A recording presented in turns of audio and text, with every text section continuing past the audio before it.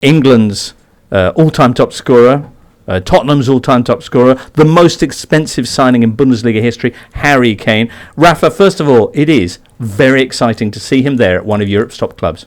It is very exciting, especially for Bayern fans. I don't think Bayern fans have been this excited about an individual signing in decades, with people turning up at the hospital, turning up at the club HQ, turning up at the airport to welcome him.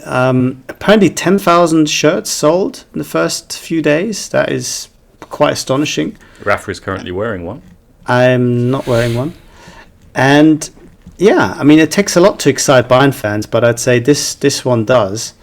And even non-Bayern fans, I think, can't help but take notice of this and maybe secretly, if not thrilled that he's there and going to be scoring goals for the team they don't like, actually, in a way, pleased that the Bundesliga has been able to attract a player of his caliber. Raf, is there a Premier League tax? You know, we all talk about the Bundesliga tax. I mean, yeah. Is he going to score as many Well, goals? we saw with Sadio Mane, who, you know, was good in the Premier League but just couldn't hack it in the Bundesliga. Yeah. That it is a step up and it's much more difficult.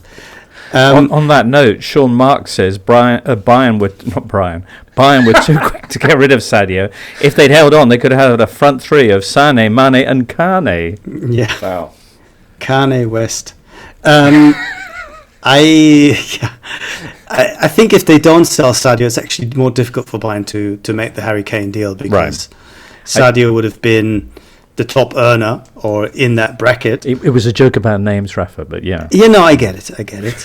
The best jokes are the ones where you have to explain the punchline, of course. Yeah. So, is there still that same excitement? Has it been tempered at all? I've seen some of the negative press reaction to how his debut went in the Supercup against RB Leipzig. The negative press reaction had nothing to do with him. He only touched the ball 3 times, admittedly, which is not a lot in 30 minutes, but you could see that having slept just a few hours and coming on when it was 2-0 and then 3-0 a few minutes later, he was not really on it and in it properly.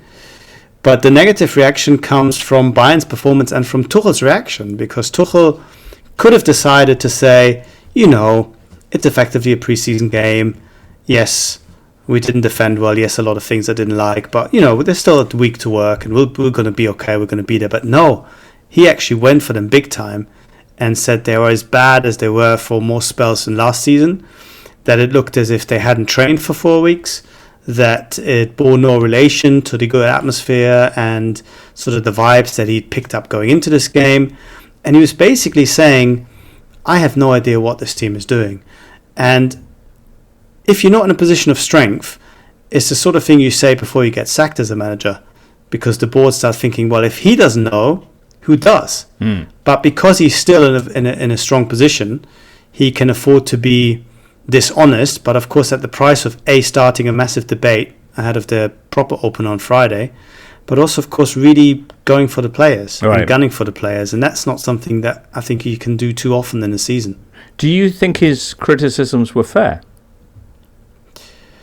Well, I think they were fair in terms of describing how bad Bayern were. I don't think you necessarily have to be that honest and drastic as a manager, because I think you think Bayern were that bad? Players. Well, Bayern, they had some decent moments, and if they take the chances, it's a different game. They missed a lot of chances, which just underlined the need for Harry Kane to be there.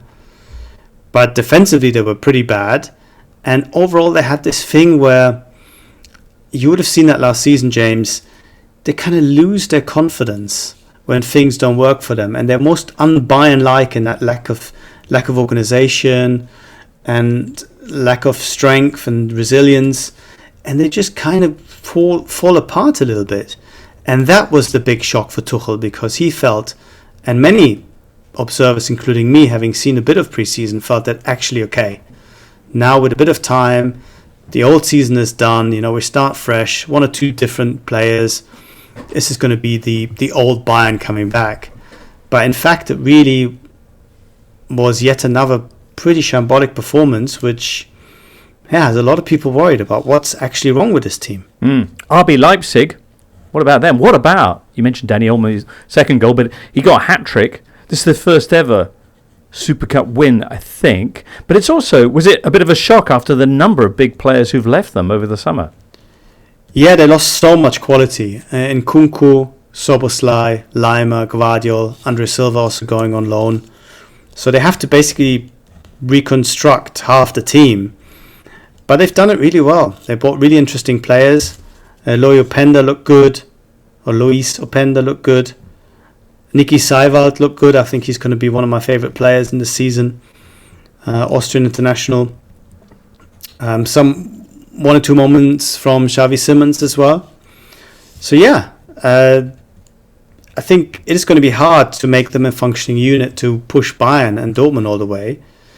But they look as if there's enough quality there, both from the existing players like Dani Olmo, who maybe is stepping up a little bit this season, to the new ones, that they can again be competitive. They were very encouraged by, of course they would be, by winning 3-0 in Munich, but they kind of deserved it as well. They're really good. Can I bring this back to Bayern rather than Fizzy Drinks FC for a moment? Which is, Bayern, Raf, seem to have just, aside from Kim Min-jae, who they signed from Napoli, because they like to get the kind of best centre-back in Serie A every summer, after De Ligt the other year. But why are they just targeting Premier League players? We're used to like sort of Bayern cannibalising the Bundesliga, signing the best players from Dortmund, Leipzig and that sort of thing. Instead, this year, they've signed Kane, they tried to sign Kyle Walker, they tried to sign David Raya, they tried to sign Moise Caicedo. Cancelo in the past.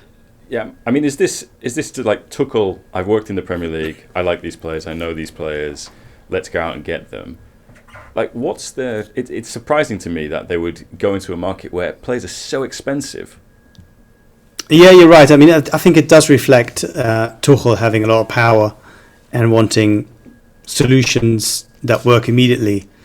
Targeting a 33-year-old Kyle Walker is not really sort of the thing that Bayern would tend to do, because it doesn't deliver for you in the midterm and certainly not in the long run. But it shows you that Tuchel has a lot more freedom to make certain demands with no sporting director above him. Christoph Freund has come in from Salzburg, but he won't start before September and he's not really involved in this transfer window. Therefore, with Tuchel driving the agenda, as managers tend to do, is a lot more short-termist. You want proven players, you want players that you feel you have some first-hand experience of either working with or seeing them up close, and that explains it. But it's not just Premier League players, because of course they did pick up Conny Lima, who's a hugely important player from Leipzig. There was still a Nagelsmann buy.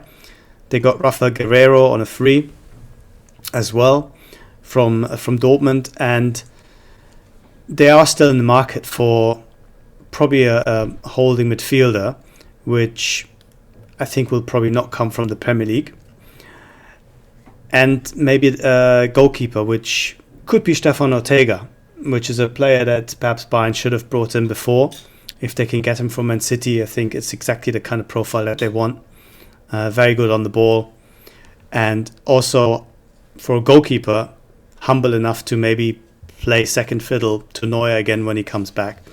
But there are still lots of question marks around the squad, but more worryingly about how Tuchel and his team kind of fit together, because it still feels like a strange mismatch at this point, which is a huge surprise, I must admit. Hello there. If you've enjoyed this video, why not subscribe to this channel? The Totally Football Show podcast is available 3 times a week, bringing you all the football news you could reasonably be expected to care about. We've got views, we've got stats, we've got analysis, we've got some of the best football writers around, and the whole thing is absolutely free. So have a listen on Spotify or Apple Podcasts or all the usual places by clicking on the link below.